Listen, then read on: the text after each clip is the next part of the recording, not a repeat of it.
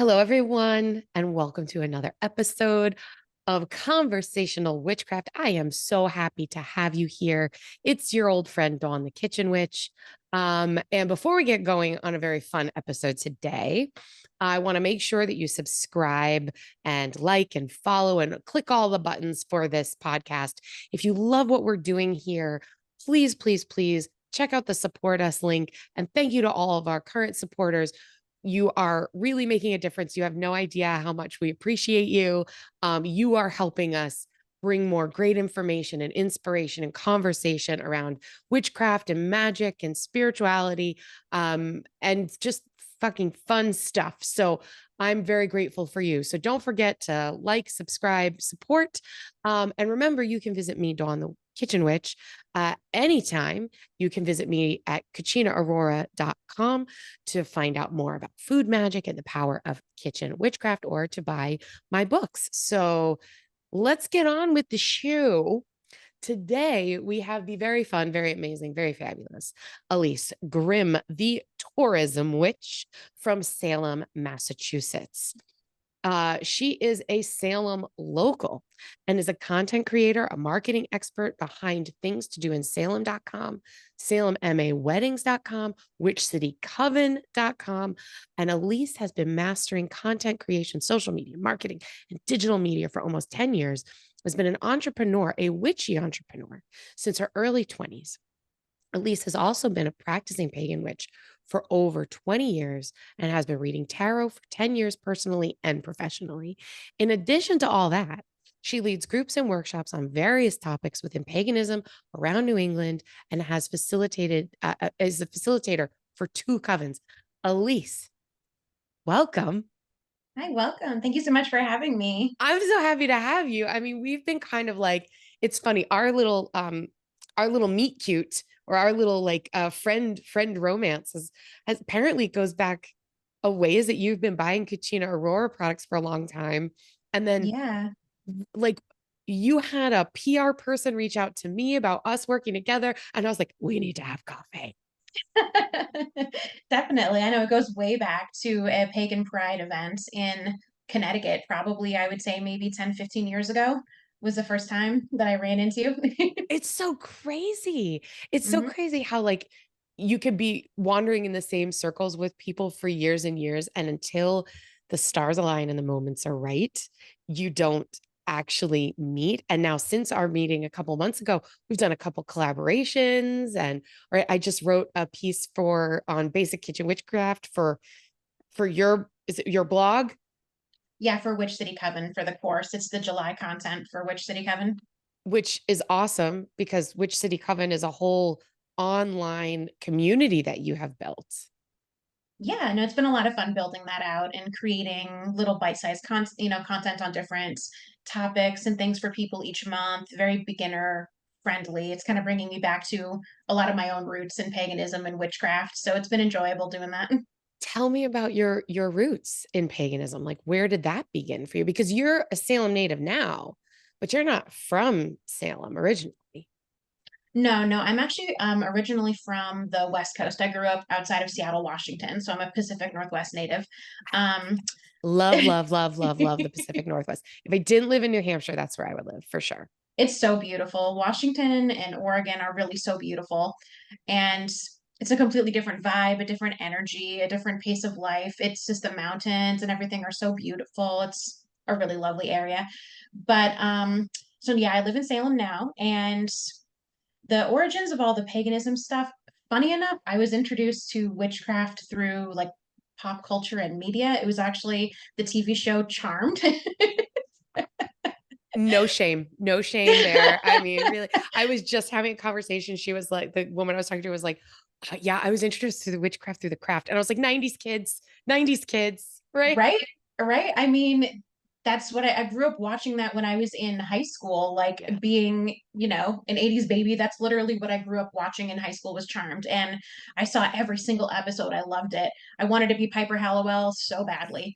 And that kind of made me first aware that this wasn't necessarily just like a Hollywood like movies kind of thing, that like there actually was something behind that. So I Right. started doing some digging and some research on my own, and that led me to what is it called? Walden Books.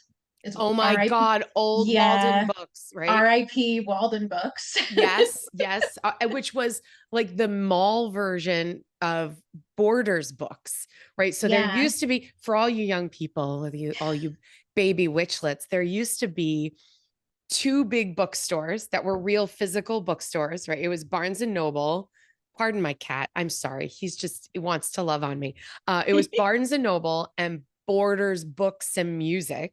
And then Walden Books was like this little offshoot of Borders that was like the mini version that would be inside of a mall.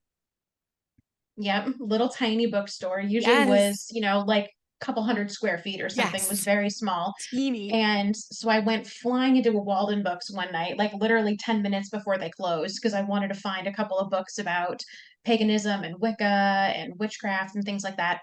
And the only name that I recognized in terms of authors was Silver Ravenwolf because of a Mhm. charmed messaging board forum that I was on. No way. And so I grabbed one of her books. I grabbed Teen Witch by Silver Ravenwolf. So And appropriate. right, the funny, like I look back on that and I'm like, this is either the funniest or most cringe thing I've ever done in my life, possibly both. A little of both, But but is so appropriate for 1994. Do you know what I mean? Like it's just exactly, exactly. So this was in 2004, so I was like a junior or senior in high school or something like wow. that. But Yeah. yeah, flew in there, grabbed that book, and literally by the next morning, I had read the whole thing.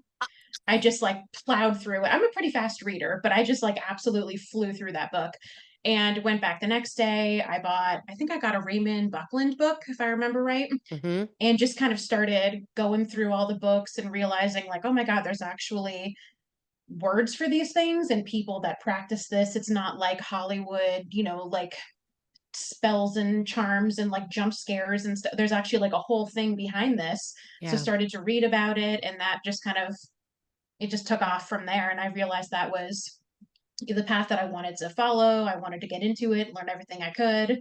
And that was, yeah, 20 years ago this year will be Wow.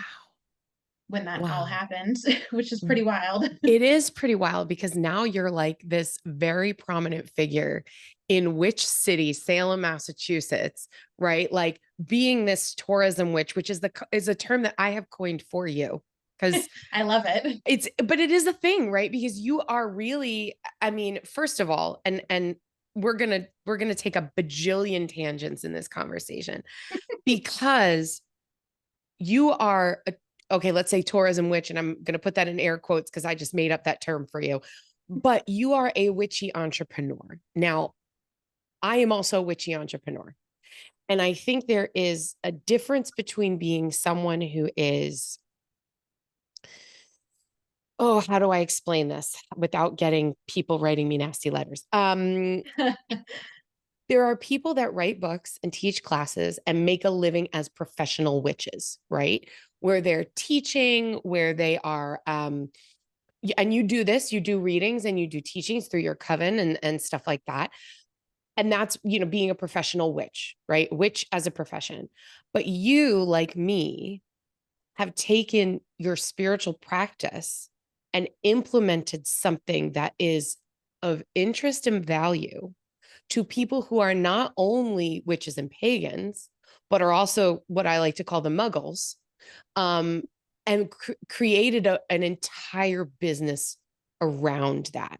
So it is by default a witchy business. You are a professional witch because you have this other side of things, the teaching and this, but also you are running successful businesses as a witch, right? You're doing social media, you're doing content creation, you're doing Salem witchcraft, Salem tourism, that sort of stuff. All of it is encompassing and related to your spiritual practices, but accessible to people who aren't necessarily witches. Mm-hmm. And you're doing it fucking brilliantly Oh, thank you. and successfully. And I want to really kind of like talk about that a little bit. I don't get to geek out about entrepreneurship with a lot of people. I love geeking out about entrepreneurship, especially with other women business owners. There's like Right. that's a special breed. So I especially love Yes. geeking out with other women business owners. Right. First of all, for all of you out there who are watching this, Alyse and I are proof that you can do this, Absolutely. right? Did you set out to be an entrepreneur? Did you know that you were an entrepreneur? Because I think being an entrepreneur is very much like being a witch. You're this your whole life, and then you see something or you read a book and you go, holy fuck, that's what I am, right? Hmm. It's not, I want to start a business because I want to make a bunch of money, because that's not what entrepreneurship is. It's a need, a passion to do the thing you absolutely have to do and create in the world. Hmm. Right. Absolutely is a need and a passion. I didn't start out with any of this with the intents of getting into being a business owner and getting into entrepreneurship and everything. I had no idea that all of these things were going to come together to form a business. Like the interest in paganism and witchy stuff happened. And I hadn't even been to Salem at any point. At that point when I was introduced Yeah. to paganism and Wicca and New Age traditions and things like that, I had never even been here yet. So all the witchy stuff came first. Then the interest in Salem came years later. And I started creating content around that. And that started to grow. And then it came around and merged again with the witchy stuff through Witch City Coven and through offering tarot readings and services here in Salem for people that need practitioners for various reasons. And so kind of they started separately and then came back around and met each other again. And Mm-hmm. there's different branches of what I do, like that serve different people. Like you were saying, that serve the magical folks, that serve the muggles, that serve the wedding community, that serve regular travel tourist folks who just want to come here and learn some history. Mm-hmm. Kind of a little sprinkle, a little like razzle dazzle for all different crowds. Right. I feel like I was always like, oh, I run a business. Oh, I'm trying to get this business off the ground. Oh, I do this. Oh, I do that. And then similarly, I was, self-educating and reading some sort of a book, and whatever the book was like, entrepreneurs are these people. This is a word for who you are. And this is the mentality of entrepreneurs. And I was like, oh my God, Hmm. this is, and I've always been this way, just like I've Yeah. always been a witch. That not and maybe this is just me. I don't know if you were this kid as well. Like I was always in charge of everything. Like I was planning, like I was always in charge of everything. I'd be planning oh, I want to put on a play in my backyard with the neighborhood kids. And I'm the director and I'm the producer and I'm the costume person. And I need to be in charge of all of these things. Were you that kid? Yep.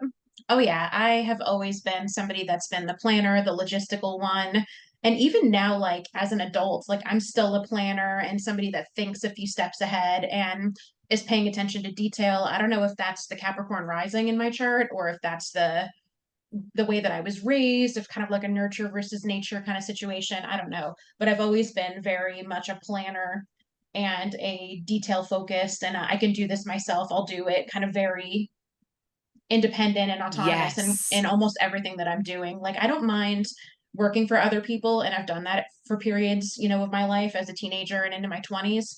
But then I started to lean more into the entrepreneurship because this is a better fit for my personality. Oh yeah. I don't have a problem working for somebody else, but being my own boss is 1,000,000% more in line with the way my brain works. Oh God, yeah. I don't think I could ever go back to, I mean, if I had to, I could go back to working a regular, 9 to 5. But I'm always like, oh, I could do this so much better. Like Right, whenever, exactly. I could whenever do I, it if I had to, but I have absolutely no intention of ever working for anybody else again. right. Like, I'm always like, oh, that person should just listen to me and do the thing that I tell them to do. So it would just be so much better. Or I could, and Hmm. that's hard. I'm just, I'm not saying I'm better than everybody else or that I'm smarter than everybody else, but I tend to want to take over and be like, Yeah, "Ah, I could do, just give it to me and I will hand right. Same. I'm very much that way too. And I'm it." always the first person in my friend group to tell people to like quit their jobs and start a business. Anytime anyone comes to me with a complaint, I'm like, you should quit. Yeah, Like, just quit. Just quit. And it's not for everyone. It's not, being an entrepreneur no. is not for everyone, because if you think you're going to quit your job and be a bajillionaire because you're going to run your own business, you're incorrect. Mhm. Entrepreneurs are the only people in the world that will quit their 9 to 5 job to work 24/7. Yeah. Like, Yep. Answering emails that, I was up for unknown reasons at like 5 o'clock in the morning, 4:45 this morning. Yeah, So I just float in my office with coffee and I'm answering emails like a psycho. Who does that? I do that. Right? I'm I do like, that. you don't feel obligated to respond to this at 5 a.m. like me. I am just currently 3 cups of coffee deep and insane. You Yeah. reply at normal business hours. Yes. I literally have I about a year ago, I was and I'm not a great sleeper. I think that a lot of entrepreneurs we have trouble sleeping because our brains don't ever shut off. Hmm. But I was having I was getting really bad. And I used to do one last check at before I would go to bed. I would check my email every night before I went to bed, which is a habit that starts around Christmas time because I'm Hmm. checking orders. If there's orders coming in, if there's customer problems, it always spikes around the holidays because it's much more of a rush period of time. The fourth Yeah. quarter is madness for us at Cucina. And I realized I didn't stop doing that in January.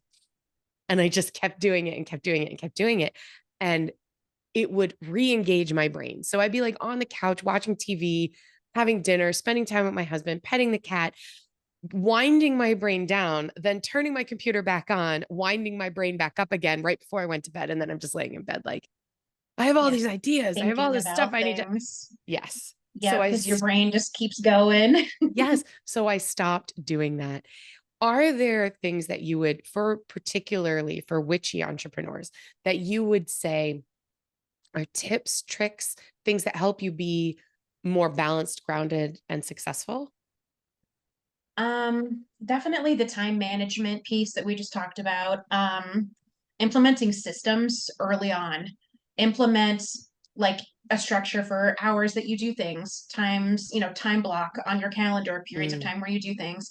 Implement automations and things that will help you as you can when you're building, various platforms, whether it's your website, your newsletter list, whatever it is, set up automations and things that will do stuff for you. And then as soon as you're able to financially start outsourcing stuff. If you see something that needs to be outsourced and you're able to, hand it off to somebody else because, especially early on in entrepreneurship, we tend to trade a lot of time for, by doing things yourself. But time is money when you're a business owner and you're working on stuff. So as soon as you're able to outsource things that you don't want to do, that you really hate doing, you're not the best at doing, isn't a strong suit, give it to somebody else. Like you mentioned with the PR person reaching out to you, I just wasn't finding time to get to that in my schedule, like doing hmm. outreach to various companies and businesses and brands. So I outsourced that because I wasn't finding time in my schedule to do it. And Yep. it was also boring me to death looking up people's like contact info and like I was just hating it. So I found someone else to do it. So that's what I mean, like get systems, set up schedules, time block, and outsource things that you either really suck at or really hate. Give it to What? somebody else. It's such good advice. It's such good advice. And yeah, we definitely, as entrepreneurs, we tend to think it's all our job. And although it's all of our responsibility, we don't have to do everything all the time on our own. And Hmm. I think for me, the key is knowing what you don't know Hmm. and saying, yeah, I'm not good at that, or I have no idea about that thing that's crucial for the health and well being of my business. I need to find someone who does know, who can Yeah. either teach me or do that job, and then hire people or surround yourself with people who are better than you. Absolutely. Getting people around you. I heard somebody say one time that you are the people you surround yourself with. You And that fucking is are. so massively true. If you surround yourself with low vibrational people, you're going to be low vibration. If you surround yourself with people that are motivated, high vibration, and driven, you will also be high vibration and driven, and you'll feed off of each other. You are absolutely the people you surround yourself with. 100%. And then they are you. So then how can you lift them up? My partner, my husband, he's a musician and he always wants to be the worst musician in the room. He Hmm. wants to be really, really good and surround himself with people that are better musicians so he can learn from them and then go and be the best musician in the room, to lift others up and then repeat the cycle. Hmm. And I feel like that's the way it should be in business and entrepreneurship as well. Alyse, are there any places where your witchcraft practices and your business practices overlap? Um, in terms of just like regular business day-to-day operations, kind of like how those intersect. Yeah. I mean, like here's an example for me. I always do bill paying on Thursdays. Right. So bill pay, money, Saturn, Yeah. you know, Mercury and planetary and Jupiter and all that stuff. Like I'm always going to do my bill paying on Thursdays because of the energies of, where that falls. So do you have things like that, magical tips for putting where your witchcraft and your business overlap besides just the content of it? Yeah, definitely. So I have I don't yeah, you can't see it. It's off screen. I have an altar over here on the wall behind me. Mhm. And over there, I have had a habit of keeping little like tokens and things that relate to my business, stuff that was a lot of fun and an opportunity that I gained access to, something that was exciting, a pay stub from something that was really big, things like that. And I've got it in a little jar that actually is a Yankee candle, like jar and candle, but it's got my logo on it, like it was customized. So it has my branding. So once I burned the candle all the way down, I cleaned it out. And I've been putting those business things in there, and I keep it on my altar as kind of like a little businessy energy Abundance jar. jar. Yeah. Yeah, kind That's of a, like a that's little a, abundance jar, business jar. honestly, that's something I don't have. And now I'm going to do it.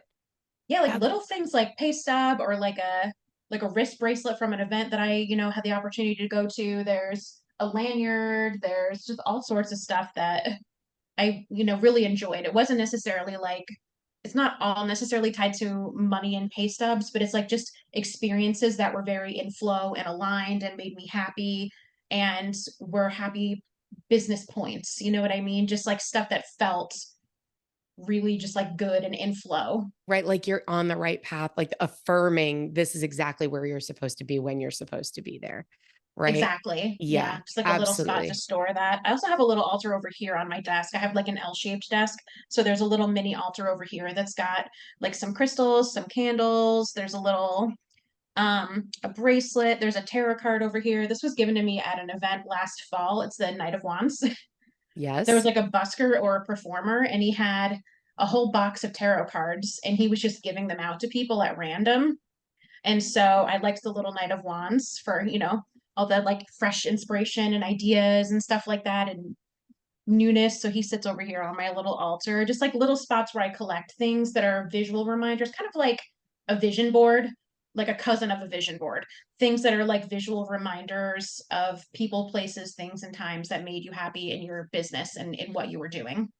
Well, yeah. And that, again, like I feel like I don't have mine in a central place. They're all over. And I work from home and then I work in my warehouse and then I'm driving in my van. And each one of these spaces has like a pile of stuff that reminds me or that is that visual cue that is appropriate for whatever the work is that I'm doing in that space. One of my favorite things, so we do a lot of in-person events, to do a lot of farmers markets and things like that. And in every cash box that I have, there are acorns and green man blessings and fairy blessings. And whenever we've gone to like fairy festivals and things like that, anything that is like an abundance token that's given to me over the last God knows how many years has been put in these cash boxes. So these boxes are prosperity spells to begin with, you Mm-hmm. know, which when you open up a cash box at a farmer's market and it's full of Susie soccer moms and they look at you like you're crazy because there's acorns falling out of it. And I'm like, these are prosperity blessings from the green men. And they're like, uh-huh. But Yep, but there is magic in those things. Um, absolutely. as an entrepreneur, as a witchy entrepreneur, are there any challenges you're facing right now in your world? And what are you going to do to overcome them? Um, so I think right now the biggest thing that I'm working on, I wouldn't say necessarily challenge, but like biggest thing that I've kind of got on my plate is working on scaling all the stuff with Witch City Coven and launching another course on there that's related to learning how to read tarot. And I've been Mm. outsourcing, or not outsourcing, like kind of crowdsourcing is a better word, info from my friends that are also readers and witchy and intuitive to kind of make sure that it's like a compilation of various inputs and ideas and stuff like that so that it's not just my input on reading tarot. I wanted it to be a spot where other people have input as well and you get multiple perspectives on things from different people who have been reading for a long time. So that has been like the biggest project I think right now, just kind of gathering that info, talking to my friends, what do you think about this? Do you think that a course should have this kind of information? What's your perspective on like reading tarot with a spread or without a spread? Or if you have like a trouble querent, like somebody that you're having a difficult time connecting with and reading for that you're not really vibing with each other, kind of getting a whole cohesive picture of stuff like that. So I Wow. would say that's the biggest thing that I've been working on right now and kind of putting together and spinning my wheels on. That's really cool. Again, to take yourself out of it and go, I don't know everything. Let me refer to people that have more knowledge or different points of Yeah. view. Like, I how do think that's you one, handle this? yeah, I think that's one of the reasons why you're super successful at that. Um, you know, has there been anything lately in building Witch City Coven that's been like a big surprise to you? Something that you're like, well, I wasn't thinking about this could happen. Um, Let me think. I think the biggest surprise has been people that have been excited to get information that correlates to what they're learning. So like with Witch City Coven, if they're going through all the basics, I've seen a lot of people's path in the course. Like I can see kind of their actions, their trajectory, like their progress through the curriculum, things that they're doing and clicking on. I can kind of see that in my analytics. And the amount of people that jump from Witch City Coven and are looking for other information, other digital downloads. They're purchasing the Candle Magic download that I have that's like basics of Candle Magic and Color Magic and kind of immediately looking for more information surprised me. I was kind of wasn't sure what the response to it was going to be and if people were going to find it to be too much information, but it almost kind of seems like people are happy with what's there and immediately looking for more within the platform, which has been kind of a surprise to see that so many folks are immediately jumping for more and going through the curriculum within a couple of days, not like taking their time and pacing. They're like going through huge chunks at a time, Wow, which has been pretty cool to see. that is really, and that's got to feel really gratifying. Be like, oh, obviously, I know what I'm doing. My goodness, look at me Yeah, go. They I'm want glad it. that They want more.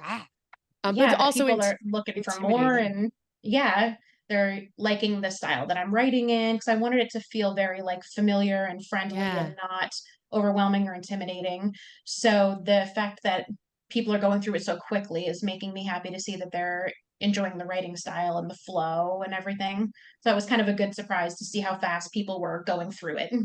Is that, and again, just from my own brain, does that ever go? Do you ever go, oh crap, what if I run out of inspiration? Oh crap, they're moving through it so fast. What if I can't keep up with their need?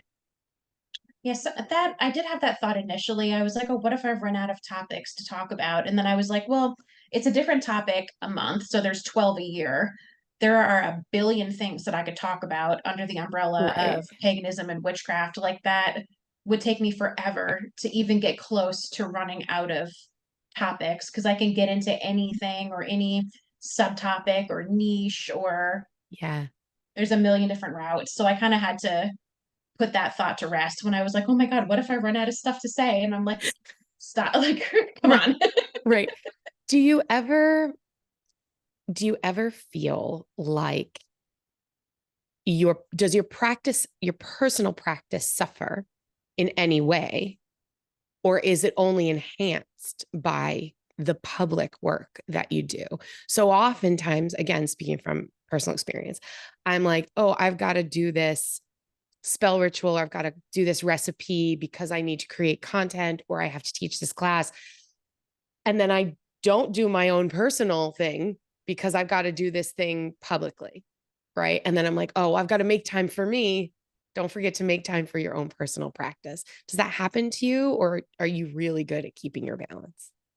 Sometimes that does happen to me. That's definitely something that I've experienced for sure, where I've been, too tired to do my own ritual or my own celebration or whatever it is that was going on for like a moon or a holiday or something. But I've just kind of learned along the way to be flexible with that and Mm, not get hung up on like, oh, okay, I didn't do it on that day. Okay. All right, well then do it the next one. Or not at all. It's okay if you miss this full moon. There's going to be another one in a couple weeks. Like it's not the end of the world, just kind of being right. gentle with myself. Like it's all right. Like you don't have to be on level 9,000 with every holiday. So if I Yes. miss one or if I take it easy one holiday, it's okay. I think that's a really important message too for people that are looking at us or looking at you and saying, I want to learn from you. I want to emulate what you're doing. I want to, see what your practice is like and use it as inspiring for my own practice. But oh my God, I can't do this all the time. And I'm beating myself up because, well, look at what she's doing this all the time. And she's coaching me to do that. But the truth is, we do what we can when we can in our spiritual practices that help us to move through the world, right? They help us to stay grounded in our practices, but we should never feel that they are a source of stress. They're there for us to help us connect, not to stress us out, right? Yeah, you don't want the fun and the enjoyment of something that brings you fun and enjoyment to be like taken out of that by being forced into a structure or a routine or feeling like you have to do something just because. Like you don't ever want to let the enjoyment of what you're doing be taken away by something that could be easily controlled or mitigated or just not dealt with at all by giving yourself flexibility and forgiveness. So you got to just kind of keep that in check a little bit too, especially as a business owner. People tend to think that like if they're like a hobbyist in any way, sometimes people are like, oh, I'm going to do this for my job. And then that makes them enjoy it less because now they have to do it for work. And Mm, that can be kind of like a vicious cycle that I've seen people firsthand go through, like in my friend groups. So with that kind of situation or with the spirituality situation, there's no like rule book. There's no guideline. There's no like governing agency that's like going to come down and yell at you for something. Like it's literally your own rules. If you don't want to do something or you're too tired to do something or you don't want to do something any longer, you don't have to. So just making right. sure that you're keeping yourself and your own interests first. Right. Kind of the beauty of being a witch or being a pagan is that you get to make whatever rules that feel right for your spirituality, and they can change, they can ebb and they can flow. Just like being an entrepreneur, you get to create the culture in which you want to work in. Hmm. You get to create the spiritual practice in which you want to do your own craft. And you can look at me, you can look at Alyse, you can look at other people that you admire, and you could say, I want to take that as inspiration, but you don't have to do things all the time in exactly the way someone else does, which I think is something that I mean, I myself personally, I'll often be like scrolling social media and be like, oh, I'm such a bad witch because look at all these witches doing all these amazing, beautiful things and ritual, and I'm like, I can't even get my shit together to, light a candle on the full moon. I didn't even know it was full moon. I forgot because I'm so busy. Come on, right? We've been there. Um, Yeah. but it's okay. It's okay to Yeah. say, give yourself a break. We're also just people. We're just Yeah. human beings, Yeah, right? you don't need to compare yourself. And also, social media is a highlight reel. So, somebody that's posting photos of these very like aesthetic looking rituals, like that's amazing. And if you want to do that, I love it. Go hard. But you also don't have to do that if that's not where you're at or you don't have time for that.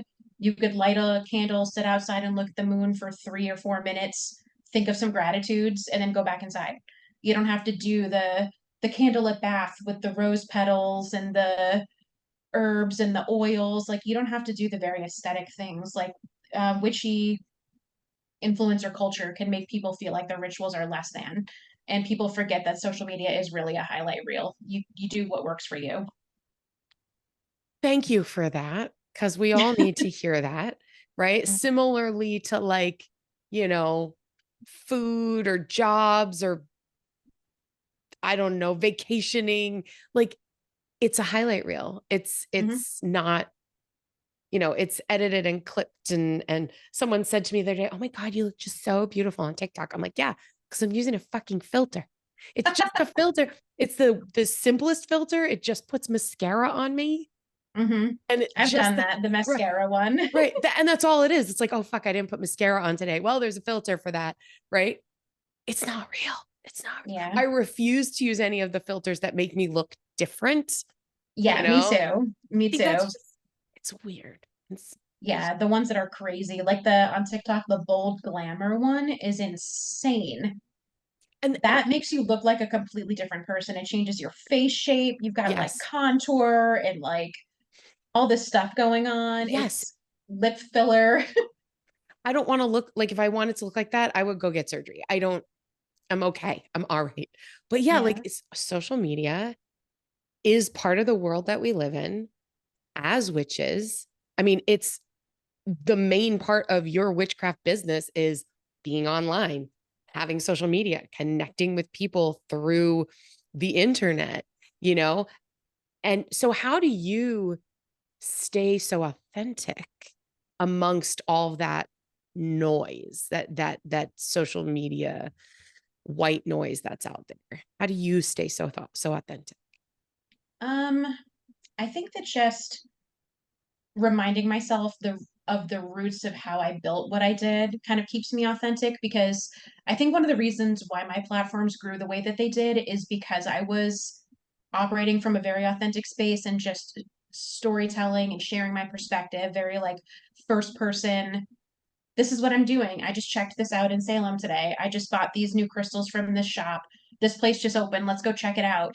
Just very simple sharing my experiences and reminding myself of that, and that's one of the reasons why the people that follow me do follow me and trust me for information and trust me for my resources and stuff like that, is because of that angle. You know what I mean? I'm not sure if I said that right, but it's like Yes. reminding myself of the roots, and one of the reasons why I grew the way that I did is that authenticity. So always keeping that in mind and circling back to that starting point and that why is kind of what always keeps me aligned when I'm creating content.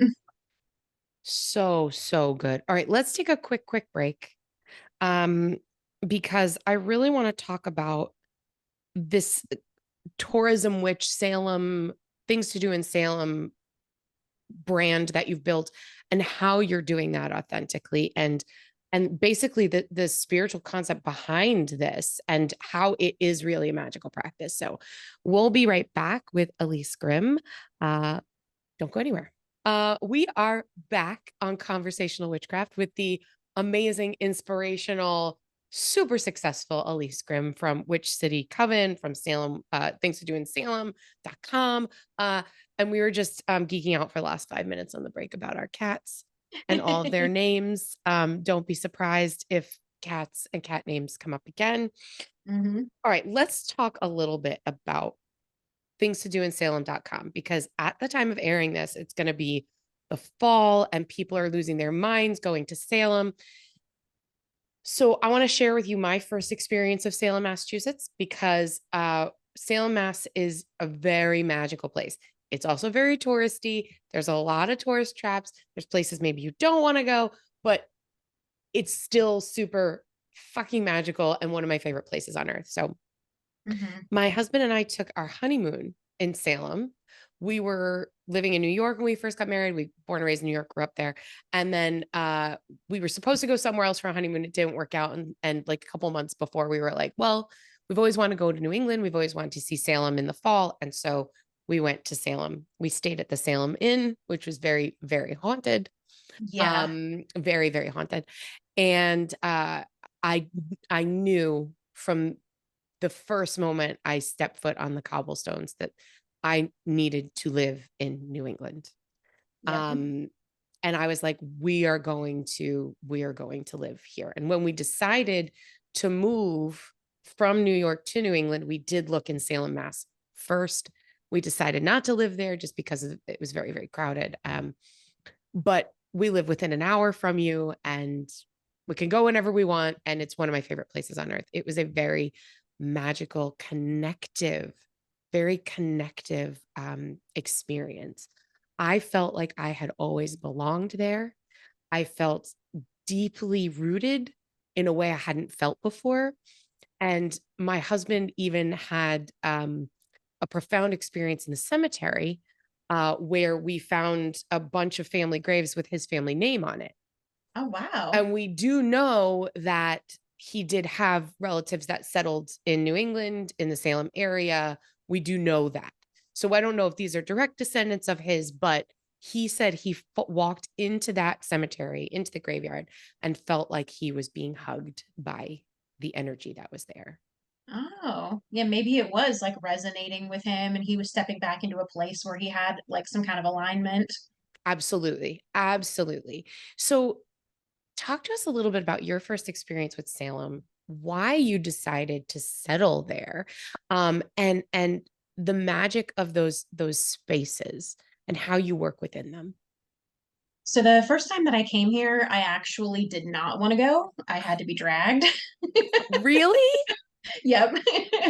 It was it was an October Halloween visit, and I knew that it was going to be crazy. We didn't have anything planned. We had nothing booked.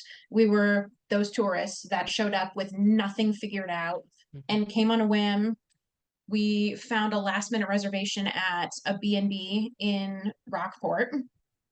We took the train in between Rockport and Salem. So, we knew enough to not drive or try to park here in the fall. So we took the train. But I really didn't want to go. I knew it was going to be nuts and crazy, packed with people. I was like, this is going to be chaotic. We did Times Square for New Year's Eve one year, and I was like, it's going to be like that again. That was so many people. But once we got into Salem, and this was with my boyfriend at the time. Once we got into Salem and got off the train, and I looked around and kind of like got like a vibe for the place, I was like, oh, okay, actually, this is really cool. This is packed and crowded as heck. It was exactly what I knew it was going to be, but this was not what I expected at all. And I'm glad that I was dragged here under duress and basically forced, because that completely changed the trajectory of everything that I was doing, the career that I was in and the industries. It honed the skill sets that I was working on. I changed career paths. I moved here. Like that visit completely shifted the Mhm. timeline and the path that I was on. Mhm. So I'm glad that I was dragged here. But yeah, the first time I came, I absolutely did not want to come. Did you have any magical or spiritual experiences in your first visit?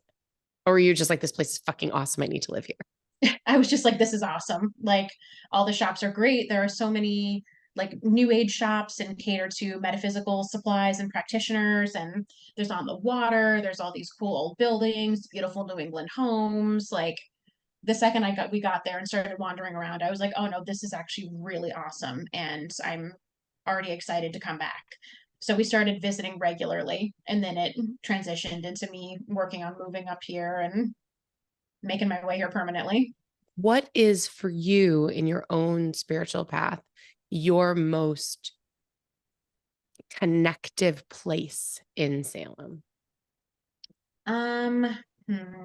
I really like being on the like on the Derby Wharf where the lighthouse is. So you got like the Pickering Wharf where the shops are and the waterfront hotel and stuff like that. And next to it is the Derby Wharf. I really like walking up and down right there on the water and just going out to the lighthouse and sitting there for a little bit. I really like Winter Island, going to the water over there. Even if I don't get out of my car and I just like park on Winter Island and just look out at the water in the lighthouse, it's nice to just hang out, roll down the windows for a few minutes and just chill and relax. Those are probably some of my favorite places to just kind of like connect and ground myself and like recenter if I'm like feeling a little bit chaotic with my energy. Mhm. So, as you're working as the tourism witch, you have to have a deep understanding, and a deep love for all these spaces, all these places, and all these people, and a real spiritual connection to this space and the work that you're doing. Like, how do you how do you maintain those connections and keep up with all the changes that happen in Salem regularly? Because there are things that are Yeah. static that stay the same. And then Yeah. there's a lot of influx of new coming in, old going out. There's a lot of turnover with businesses or restaurants or attractions. How do you stay connected? So a lot of that is just by being extremely involved with the community in terms of like business organizations. So being very active and attending the majority of the events with the Salem Chamber of Commerce, with the Beverly Chamber, with Creative Collective, which is an organization here in Salem, as well as North of Boston's CVB, which is the Convention and Visitors Bureau. Those are all like business networking event organizations rather that I'm a part of.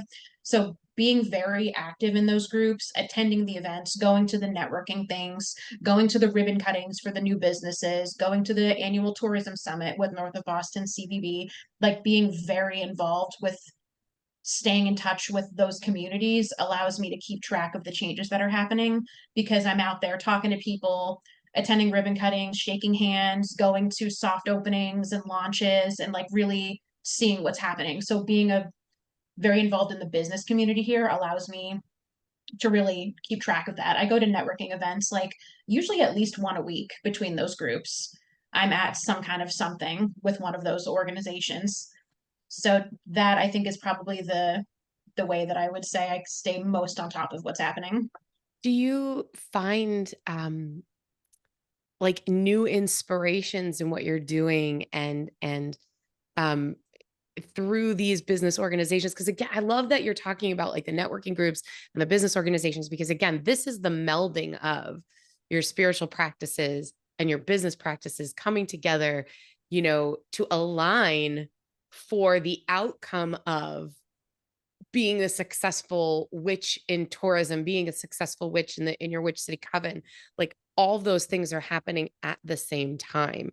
So how do you continue to be inspired? So like you're doing the work, but what about spiritually? Like how do you stay inspired to do, like you're not bored with it, you know? No, I've never felt bored with any of this. And I think that that is just kind of like you can point to making sure that if you're going to be a business owner and you're going to be an entrepreneur, to making sure that you're picking business paths and niches or fields that are aligned with things that you want to do, Mm, not just something that you think that there will be a lot of money in or something that you think you're supposed to do or you've got a business partner wants to go one direction, you don't, whatever it is, making sure that you're staying aligned with what you want to do, because then you won't ever feel uninspired, or you'll have a lower likelihood of feeling uninspired or bored. And everybody's going to have ebbs and flows with their energy, of course, and with their workflow and inspiration and motivation, ebbs and flows. But making sure that you don't ever completely burn out or completely lose it is, a big part of making sure that what you're doing is a good fit for you and aligned with what you want to be doing. I love that. I love that. What are a few things about Salem and maybe the Salem witches, either the trials or the people that live there now, that you wish people knew? um I think that a lot of people get a little bit confused about the people that were executed during the trials, thinking that they were practitioners of what we see now as like modern day witchcraft.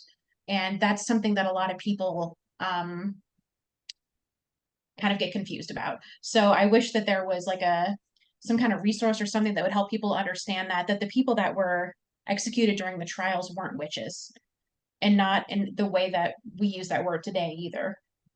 They were Puritan Americans living in early New England that were tried for witchcraft for a various number of reasons, but they weren't actually practitioners. So that's something that I would kind of point at. I see that misconception a lot still.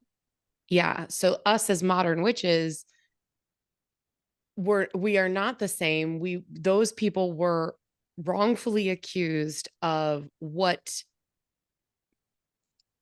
the Puritan society thought was witchcraft, which is a lot more about devil possession and whatever the archetypes were. There was a little bit of craziness, there was a little bit of madness, Oh, accusing definitely. accusing people of things that they were not doing, but they weren't even accusing them of the reality of what modern witchcraft is.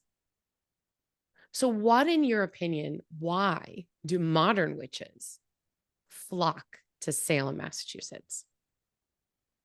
That one I've considered for a really long time, and I really haven't come up with a solid answer. I'm not really, maybe it's just the energy of this place, like separate from the witch trials, just the energy of Salem, Massachusetts, and just the vibe of this place might just be like a high energy kind of like spot that people that are prone to feeling those things are maybe drawn to. Hmm. But I don't, the reason why modern day practitioners come here in such high numbers, I'm still not totally sure what the one actual answer for that is. I'm sure there's Hmm. many reasons, but I've never really been able to pinpoint a certain specific thing. People just like it here. I think it's just the energy of the city and its location in New England, its position on the water. I think it must just be something with the vibe here.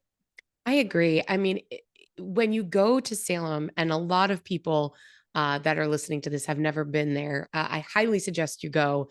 I highly suggest you check out things to do in Salem.com and connect with Alyse. Um, but I think that because people, I think it's like, chicken and egg scenario, right? Like because witches flock there, the vibe is great. So more witches flock there. So then the vibe is better. It's a very open city. It's a very welcoming city.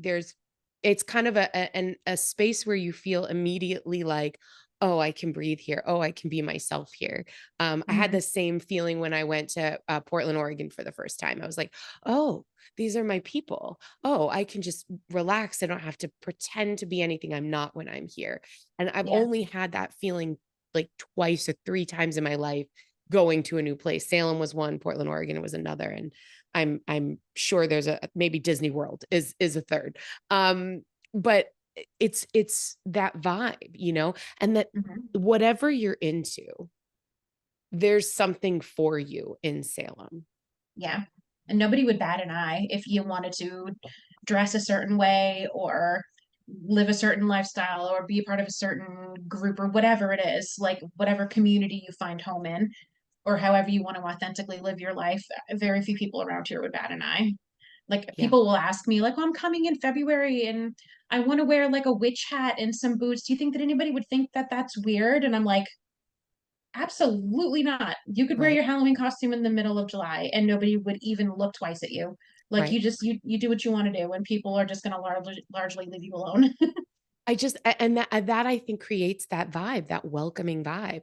And so Mhm. more people who are, kind of in I don't want to say, outskirts, but like us, I'm gonna include myself as weirdos, like I'm a happy, nerdy, witchy weirdo. You know what I mean? Like I can go to Salem wearing my combat boots and a pride pin and a witch hat, and I Yeah. could talk to anybody or nobody and just be. And I think there are very few spaces, especially in our modern world, where we can just go and just be and feel Mhm. safe and loved and like we are surrounded by like-minded people.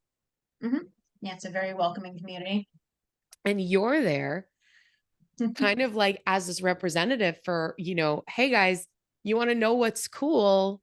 Come talk to me. So, how do we find you and how do we talk to you and how do we connect with you and learn more about things to do in Salem.com, but also witchcitycoven.com?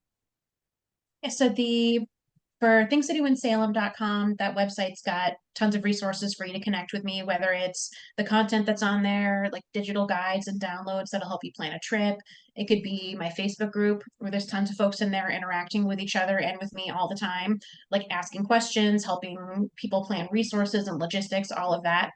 With Witch City Coven, that platform has its own community and private community in there where the students can interact with each other and with me. And the upcoming course about tarot is going to have office hours with me where we're going to be on Zoom and we can kind of have time with each other to talk and ask questions, practice reading, for each other, bounce ideas and interpretations. So there's plenty on each platform, there's plenty of opportunities for people that are in those audiences to connect with each other and to connect with me through whatever that interest point is, whether it's the tourism, the witchy stuff, lots of spaces to communicate and learn and talk. You are so amazing. And every You. spoke on the wheel of your business is full of life, full of knowledge, full of passion. I'm so happy that we connected personally. Me I'm too. so grateful that you decided to spend an hour with us on conversational witchcraft. It's been just so cool to like, share stories and learn about your journey. And I'm just sitting here going, fuck, I need to come to Salem. I haven't been in like 3 months. And the last time I was there was when we had coffee. And like Oh, I need to come down and I need to just spend a day. And yeah, so, this is gonna air in September. So obviously the fall is a great time to come to Salem if you can deal with the crowds in October. But September's a great time, November's a great time. Any yeah. time of year is great because all the businesses and everything is still there, right? Yeah, I mean, largely, yes. There are some walking tour companies that are seasonal, but there are definitely walking tour companies that operate year round, like rain or shine through the winter and everything. And some businesses do take a small break in November after the craziness of Madness. October. Yeah. The beginning of November, they'll have a couple of days off. And some things are seasonal, like, for example, the trolley. It resumes every year in April. So there's a couple things like that, but largely things are still open and functioning, and you can still definitely find options even in the winter. One of my favorite festivals is actually in the winter. It's in February. It's called the Salem So Sweet Festival. It happens right around Valentine's Day, Mm. and there's usually about 2 dozen ice sculptures around the city that the businesses sponsor that are all different designs. There's events, shopping incentives, and like chocolate tastings and like wine. They used to do a wine thing that kind of shifted after COVID, but there's like all different things going on to encourage people to come in the winter. There's always something happening. People tend to have this misconception that we just like roll up the streets and turn off the lights even when it's not the fall. But there's festivals that happen year round. The arts Mhm. festival just happened the beginning of this month. There's Christmas markets. You can go out on the water in the summer, go sailing. Like there's definitely plenty of things to do if you don't want to deal with the Halloween hordes, as we call them. Yes, I try to take 2 days a year, once in the spring and once in the fall, not October, um, by myself and take myself on a date in Salem. Get a Hmm. coffee at my favorite place, get lunch at my favorite place, walk around, shop, just sit in the cemetery and just meditate. Like the Peabody Essex Museum is one of my favorite museums of all time. There's So just good. so good. There's just so much to do, and it's such a great vibe. If you guys haven't been there, I feel like, especially for witches and pagans, going to Salem at least once in your life kind of fills a hole for you. Like Hmm. there's like maybe there's a gap, and then you go there and you're like, oh, energetically, I completely understand now. Like I needed to see this. I needed to be in this energy. Um, Hmm. okay. We're like running over on time, but is you had told me what's one thing when we had coffee. So what's one thing that people shouldn't miss when they're in Salem? Shouldn't miss when they're in Salem. Probably I would probably say the trolley, if it's, operating, while you're here, is that's a great way to sightsee in a very expedited way and see landmarks. So especially if you're on a time crunch, it's a quick way to get a lay of the land, figure out where things are, sightsee a bunch of stuff that's like historical and significant areas. That's a good one, is the trolley. I always recommend that. But if you're looking for more of like an actual like attraction to go to, then I would definitely say the House of the Seven Gables. I love the Gables. The PEM, as you mentioned, the Peabody Essex Museum is great. And you could easily spend a whole day in the PEM. The footprint of that building is way bigger than it appears from the street. So you could definitely spend a whole day there wandering the attractions. There's definitely so many good things. But if I had to pick one, yeah, I would say the trolley and just getting to Mhm. sightsee various areas. You go through the McIntyre district, you go down by the water and the gables. You just see all different things in a very like efficient way. I love it so much. And the trolley is something I haven't done. So based on your recommendation, the next time I'm in town, I'm totally going to take a trolley tour. Yeah. Alyse Grimm, you are amazing. Oh, you're amazing. Thank you so much. We're going to put all of your links on the show notes so people could be able to find you easily online. My last question for the day, and we didn't even talk about the food in Salem, which is fucking outstanding. We could have a whole nother So episode good. where we just talked about the restaurants and the coffee in Salem. However, Here's my final question. If you could have me cook you one magical meal as a kitchen witch, what would it be and why? Um, you know what? I think we might have even touched on this a little bit when we had coffee. I think that it would be like a pesto pasta. I am a pesto psycho, and whenever I get pesto pasta at like restaurants, I'm always like, no, I want you to understand, like, I want the cook to take this as like a challenge and a threat. Like, put as much pesto as you can on there. Like, so I think like a good pesto pasta with like some good bread. Yes, all the carbs all the time. Yes, It's absolutely. so hilarious that that's the thing that you would say because I literally just posted a video of this super simple pesto recipe. And I honestly, like, I have this giant jar of pesto in my fridge right now. And it's so good. And I always feel like no matter how much I put, it's not enough. It's Yeah, just you got to keep never, adding, keep it's just, adding. and it's so garlicky and herby and delicious. And it's also like, Yes. as we're recording this, it's summertime, and there's nothing better in summer than pesto and like fresh tomatoes and bread. And anyway, Ah, so you're good. amazing. You're Thank amazing. you so much for being here. Thank you for Um, having me. oh, it's been a pleasure. Until next time, everyone, thank you so much for joining us on Conversational Witchcraft. I wish you all the blessings and so much gratitude.